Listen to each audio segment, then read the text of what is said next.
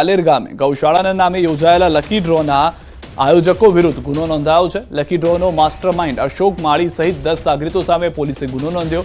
Dhanera police સ્ટેશનના PSI MS દરબાર બન્યા ફરિયાદી। લકી ડ્રોના માસ્ટરમાઇન્ડ અશોક માળી વિરુદ્ધ અગાઉ પણ થરાદ પોલીસ મથકે ગેરકાયદે લકી ડ્રો આયોજન કરવા બદલ ગુનો નોંધાઈ ચૂક્યો છે। ધાનેરાના અરજદાર પોપટલાલ જોશીની અરજીના આધારે પોલીસે તપાસ કરી ગુનો દાખલ કર્યો। અશોક માળી અને તેના મળતિયાએ ઇન્કમ ટેક્સ કે અન્ય કોઈ કચેરીઓને જાણ કર્યા વગર રૂપિયા ભેગા કરી લકી ડ્રોના નામે કૌભાંડ આચર્યું હતું। ઇનામી ચીટ અને નાણાં પરિયલ યોજના પ્રતિબંધિત કલમ 4 મુજબ તેમજ બીએનએસએસ કલમની કલમ મુજબ દાખલ કરી વધુ તપાસ હાથ ધરાઈ છે।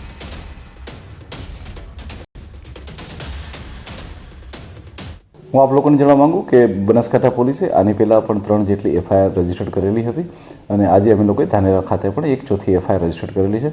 આવા જેટલા પણ લોકો હશે કે જે આવા ગરીબ લોકોની લાલચ દેખાડી અને એમના પૈસાને એ લોકો આવી રીતના લકી ડ્રોના નામે લેતા હશે। બનાસકાંઠા જિલ્લાના વિભાજનની જાહેરાત સાથે શરૂ થયેલો વિરોધ હજુ પણ શાંત થવાનું નામ નથી લેતો। વિભાજન બાદ 3 તાલુકામાં ઉઠેલો વિરોધનો વંટોળ હજુ પણ ઘૂમી રહ્યો છે। બનાસકાંઠા જિલ્લામાં જ રહેવાની માંગ સાથે આજે ધાનેરામાં વિરોધ પ્રદર્શન થયું। ધાનેરા હિતરક્ષક સમિતિ આજે ધરણાનો કાર્યક્રમ યોજશે। ધાનેરાના અપક્ષ ધારાસભ્ય માવજી દેસાઈ પણ આ પ્રદર્શનમાં હાજર। જિલ્લા વિભાજનમાં ધાનેરાનો સમાવેશ વાવ-થરાદ જિલ્લામાં કરાયો છે, જ્યારે ધાનેરાના રહીશોની માંગ છે કે તેમને બનાસકાંઠામાં યથાવત રખાય। માવજી દેસાઈ સહિત રાજકીય આગેવાનો આ વિરોધમાં જોડાયા। વિભાજન બાદ ધાનેરા, કાંકરેજ અને દિયોદર તાલુકામાં રહીશો વિરોધ કરી રહ્યા છે। તો હાલમાં જે વિરોધ છે તે હજી પણ યથાવત છે। શું પરિસ્થિતિ છે જાણીશું। કિશોર અમારી સાથે જોડાઈ ગયા છે। કિશોર, એક ખુશીની ક્ષણ આવી હતી કે બનાસકાંઠા જિલ્લાનું વિભાજન, કેટલાક તાલુકા માટે રાહતના સમાચાર, પરંતુ અહીંયા આગળ અસમંજસની સ્થિતિ ઊભી થઈ ગઈ છે। શું કારણો, શું મુખ્ય માંગ?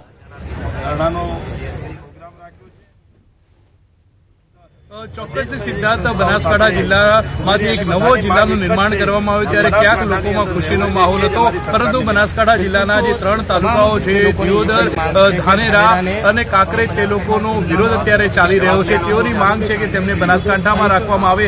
અત્યારે આપણી સાથે ધાનેરાના ધારાસભ્ય માવજીભાઈ દેસાઈ છે, સીધી જ વાત કરશું તેમના જોડે। ખાસ કરીને ધાનેરાના લોકોની માંગ શું છે? ધાનેરાની તમામ પ્રજાની એક જ માંગ છે કે જે દેશ આઝાદ થયા પછી અમે પાલનપુર સાથે, બનાસકાંઠા સાથે જોડાયેલા છીએ અને બનાસકાંઠા સાથે અમારે રહેવું છે અને રહેવા પાછળના કારણો છે કે સામાજિક રીતે, શૈક્ષણિક રીતે, આરોગ્યની રીતે તમામ પ્રકારે વહીવટી તંત્ર સાથે ધાનેરા તાલુકાના તમામ સમાજના પ્રજાજનો જે છે એ બધા જ પાલનપુર સાથે અને એની આજુબાજુ સાથે જોડાયેલા છે।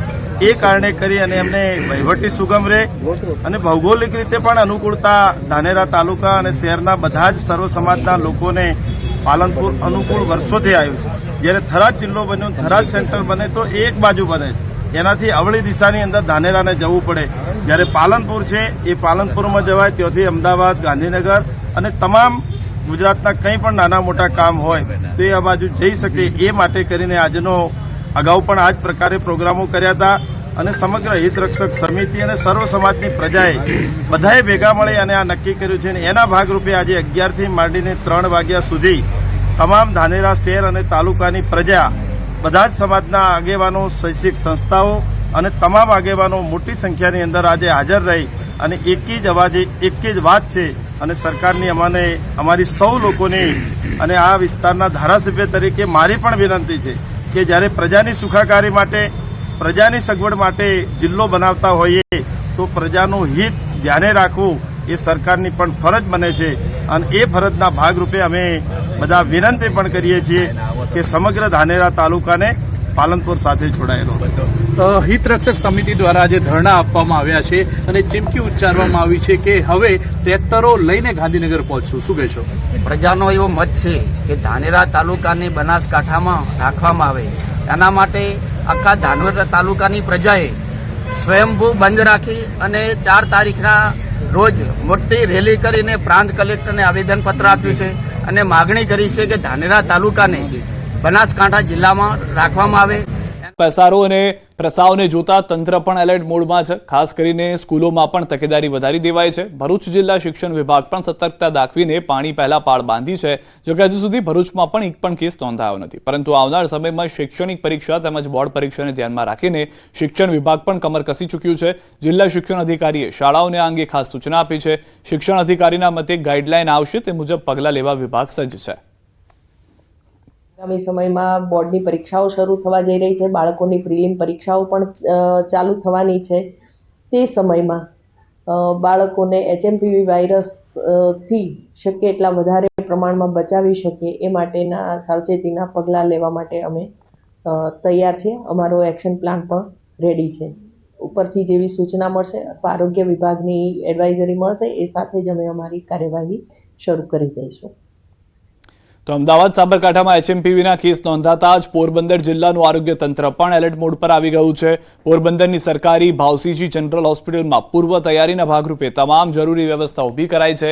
નબળી રોગ પ્રતિકારક શક્તિ ધરાવતા બાળકોમાં સંક્રમણનું જોખમ વધારે હોય છે, ત્યારે હોસ્પિટલમાં અલાયદો વોર્ડ ઊભો કરાયો છે. ઓક્સિજન વેન્ટિલેટરની સજ્જ બેડવાળો પીડિયાટ્રિક વોર્ડ તૈયાર કરાયો છે. હાલ પોરબંદરમાં HMPVનો એક પણ કેસ નથી, જો કે પરિસ્થિતિને પહોંચી વળવા જિલ્લાનું આરોગ્ય તંત્ર સજ્જ છે. રેર ટુ રેર ક્યારે પણ ઓક્સિજનની જરૂર પડે તો આપણે એ બધી બેડ ઓક્સિજન સપ્લાયવાળી છે. એ ઉપરાંતના આપણી પાસે 3 પીડિયાટ્રિક વેન્ટિલેટર નવા ઓર્ડર કર્યા છે, 1 HFNC ઓર્ડર કરેલું છે. ટેસ્ટ કિટ જે છે એ રેપિડ ટેસ્ટ કિટ અત્યારે અવેલેબલ નથી આખી ઇન્ડિયામાં, તો અત્યારે RT-PCR બેઝ ઉપરની ટેસ્ટ કિટ ઓર્ડર કરી દીધી છે. સારો કરનાર HMP વાયરસને લઈને સુરેન્દ્રનગરનું આરોગ્ય વિભાગ પણ સજ્જ બન્યું છે. આરોગ્ય વિભાગ દ્વારા સરકારી મુખ્ય હોસ્પિટલમાં સ્પેશિયલ વોર્ડ ટેસ્ટિંગ કિટ સહિતની સુવિધા ઊભી કરવામાં આવી છે. સાથે જ અને કોઈ પણ વ્યક્તિને શંકાસ્પદ લક્ષણો જણાય તો તાત્કાલિક સરકારી હોસ્પિટલનો સંપર્ક કરવા અપીલ પણ કરવા કહેવાયું છે. મહત્વનું છે કે સુરેન્દ્રનગરમાં હજુ સુધી HMPનો એક પણ પોઝિટિવ કેસ કે શંકાસ્પદ લક્ષણોવાળા દર્દીઓ ધ્યાનમાં નથી આવ્યા, પરંતુ તેમ છતાં આરોગ્યના આયોજનના ભાગરૂપે જિલ્લા આરોગ્ય વિભાગ દ્વારા અલાયદો વોર્ડ તૈયાર કરાયો, જેમાં બાળકો માટે પણ ખાસ વ્યવસ્થા કરાઈ છે. એવી કોઈ ગભરાવાની જરૂરિયાત છે નહીં. નોર્મલ આવી રીતે શરીરના અંદર આવા ઇન્ફેક્શન વાયરસ થતા હોય છે, અને તો પણ અત્રેની ગાંધી હોસ્પિટલના અંદર અલાયદો વોર્ડ ટેસ્ટિંગ માટે બધી જ ફેસિલિટી ઉપલબ્ધ છે.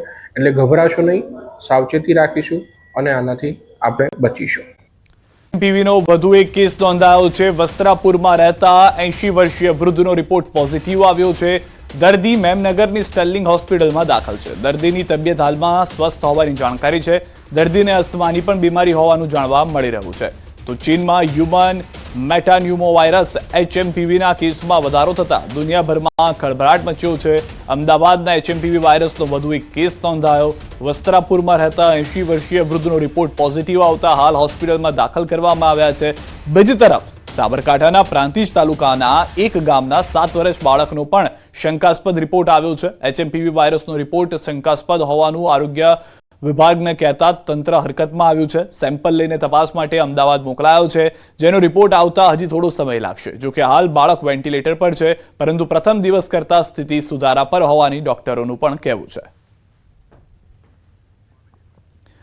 તો દ્રશ્યો અમે આપને હોસ્પિટલના પણ બતાવી રહ્યા છીએ કે જ્યાં આગળ એક વૃદ્ધને સારવાર આપવામાં આવી રહી છે. બીજી તરફ એક લક્ષણો જે છે તે સમજવા તમારે જરૂરી છે. સામાન્ય રીતે શરદીમાં પણ એવા જ લક્ષણો હોય છે જે લક્ષણો તમને જોવા મળતા હોય છે HMPV અંદર, તેવા જ લક્ષણો અહીંયા પણ છે. તેના જે લક્ષણો છે તેની અંદરથી આપને ખ્યાલ આવશે કે આપની સાથે રહેતું બાળક અને વૃદ્ધ, કારણ કે સામાન્ય રીતે તેઓની અંદર ઇમ્યુનિટી હાલમાં ઓછી હોવાનું માનવામાં આવે છે, જેના કારણે આ વાયરસ તેમના પર એટેક કરે છે. કોઈ પણ ઉંમરની વ્યક્તિ આનો ભોગ બની શકે છે, તેમાં કોઈ બેમત નથી, પરંતુ બાળકો અને વૃદ્ધો ઉપર તેની વધુ અસર થતી હોય છે. સાબરકાંઠામાં HMP વાયરસનો પોઝિટિવ કેસ નોંધાયો છે. 7 વર્ષના બાળકને HMP વાયરસનો પોઝિટિવ કેસ. આરોગ્ય વિભાગે લીધેલા સેમ્પલનો રિપોર્ટ ગત મોડી રાત્રે આવ્યો. જિલ્લા આરોગ્ય વિભાગે સેમ્પલ લઈને તપાસ માટે અમદાવાદ મોકલ્યા હતા. બેબી કેર હોસ્પિટલમાં બાળક સારવાર હેઠળ છે. 7 વર્ષનું બાળક હાલ હોસ્પિટલમાં વેન્ટિલેટર ઉપર હોવાની જાણકારી મળી રહી છે. HMPનો આ પહેલો કેસ બાળકની અંદર ગુજરાતનો હોવાની હાલમાં પ્રાથમિક જાણકારી છે. સત્તાવાર જાહેરાત ટૂંક સમયમાં થઈ શકે છે. અમદાવાદમાં પણ એક દિવસ અગાઉ એક વૃદ્ધ વ્યક્તિ પોઝિટિવ આવ્યા હતા HMP વાયરસને લઈને, જેઓની પણ સારવાર ચાલી રહી છે. ત્યારે આ વધુ એક કેસને લઈને જાણકારી. HMP વાયરસ અંગે બોલ્યા આરોગ્ય મંત્રી. ચાઇનામાં પણ રોગ અંગે કોઈ પેનિક નથી. ગુજરાતમાં પણ પેનિક થવાની જરૂર નથી. આ વાયરસ ચેપી હોવાથી સાવચેતી રાખવી જરૂરી છે. HMP વાયરસ 2001માં અસ્તિત્વમાં આવ્યો હતો.